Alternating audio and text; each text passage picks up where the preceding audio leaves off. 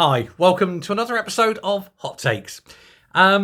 Labour have had what can I think only be described as a non-optimal start to their period in government. Hopefully their only period in government. But they've certainly fallen short of their promises. And this is a trap, but it's a trap of their own making. For you see, it's easy to be in opposition. You just stand at the sidelines and sniping and criticising at policy. But when you're the ones having to implement it, it's not so hard. However, the trap that Labour have fallen into is they've told everybody the things that they want to hear in order to steal the vote and get into power. And now they're in power, they've got no way of fulfilling the things they've said. It's a common problem. You need to get into power. To do that, you have to convince people that you're the party to vote for.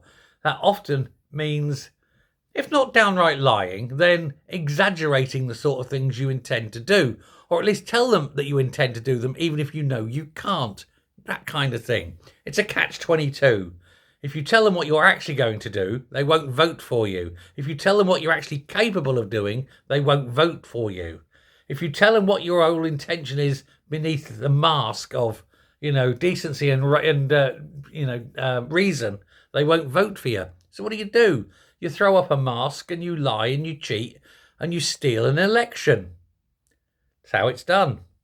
But don't do it. You get caught out very, very quickly, as Labour are finding out. And it's a trap that is so easy to fall into that whoever follows Labour must be aware of it.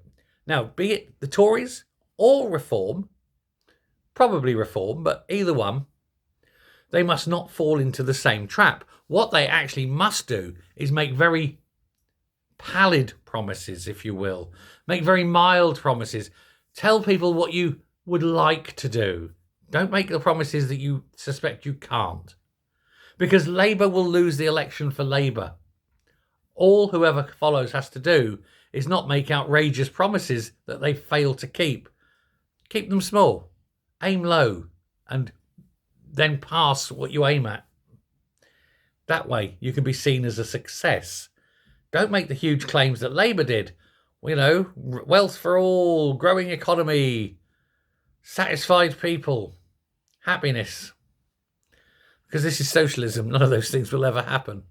And that's what they've got to do. But time and again, every time, ministers particularly, because ministers only look at the small image of where their field of speciality is, where their portfolio is. They don't really have a speciality.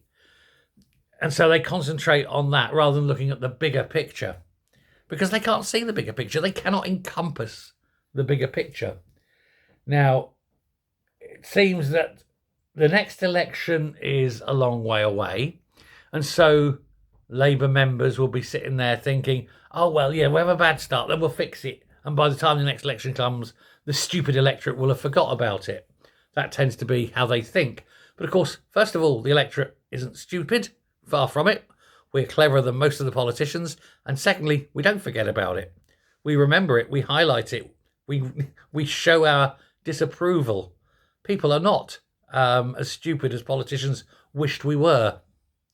And I think people will remember this lot for a long time to come. Stories passed down the generations. And so this is Labour's last hurrah. Quite literally, I think. This will be the last Labour government. I think after this, the factions, the infighting, the internecine backstabbing will begin. And the party will rent asunder. Which is excellent. On one half, you've got the extreme left. And on the other half, you've got just the far left. So there'll be the two factions of the party. Two left-wing parties. And Labour out of power forever. Hooray. The moral of the story, though, children, don't outpromise yourself. Thanks a lot. Bye.